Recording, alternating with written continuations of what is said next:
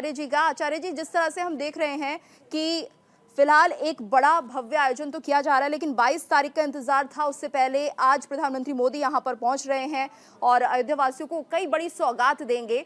तो किस तरह का अनुभव जैसे यहां पर हो रहा है, कहीं ना कहीं राममय हो गई है पूरी अयोध्या, क्या मानते हैं आप? लेकिन सिर्फ अयोध्या ही नहीं, पूरे भारत में उत्साह दिख रहा है। जी बिल्कुल। सबसे पहले जिनकी चर्चा हो रही है, जिनके लिए हम लोग बैठे हैं आज, उनका ध्यान और वंदन कर लेते हैं।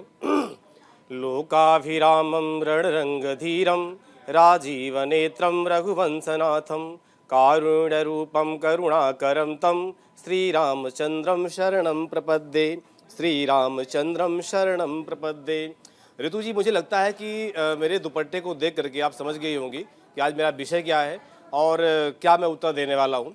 फिलहाल जिस तरह हम देख रहे हैं देश को, समाज को, लोगों को, कि जो कि लगभग बहुत दिनों से 500 वर्षों की जो प्रतीक्षा थी और निरंतर उसको हम निहार रहे थे। हमारे पूर्वजों ने भी उसको, उस संघर्ष को देखा, पूरा देश ने देखा, पूरा विश्व ने देखा। जहाँ जहाँ भी सनातनी लोग हैं, सनातन को मानने वाले लोग हैं, जिस भी देश में हैं, जहाँ भी हैं, उस सबने देखा।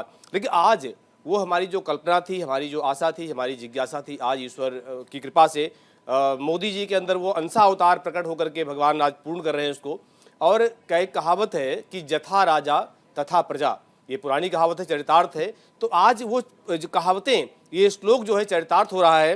कहते हैं रागे धर्मणे धर्मनिष्ठा पापे पापा समे समः लोकास्तमस्तु वर्तन्ते यथा राजा तथा प्रजा। यानी जैसे राजा होती है, प्रजा वैसे ही होती है। अगर राजा अधर्मी निकल जाए तो प्रजा भी अधर्मी होती है। लेकिन आज मैं देख रहा हूँ कि जिस तरह से धर्म के स्वभाव को लेकर के, धर्म के भाव को लेकर के, धर्म के कार्य को लेकर के माननीय प्रधानमंत्री जी आगे बढ़ रहे हैं, माननीय योगी जी आगे बढ़ रहे हैं, तो आज उसका प्रतिफल हम सभी को मिल रहा है और प्रजा भी उत्साहित हो रही है। प्रजा के अंदर किस तरह से धर्म की जय जयकार होती है, प्रजा के लिए किस तरह से वो सुअवसर आज हो रहा है, जो कि प्रजा तरस रही थी, लोग तरस रहे थे, जन समाज तरस रहा था। तो आज एक ऐसा अद्भुत दिन है।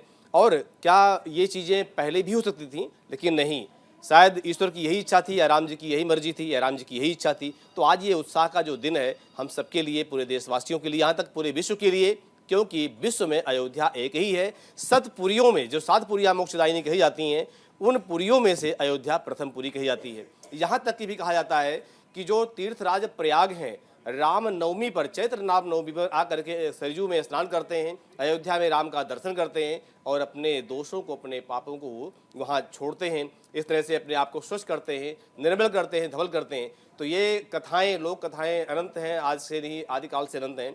तो वह अयोध्या दिव्य नगरी आज जिस तरह से अपनी दिव्यता का बखान कर रही है, अपने गुण का बखान कर रही है, ये हम सब के लिए बड़े गर्व का विषय है, बड़े गर्व का दिन है। और हमारे अंदर भी ऐसी प्रसन्नता है, आज हम भी इस तरह से बैठे हुए हैं आपके सामने की जो है, जो भी विषय को रखा जाए, जो भी ज्ञानवर्धक चीज़ों को रखा जाए, उसको बहुत तरीके से, सटीक तरीके से आप सबके सामने मैं रख सकूँ।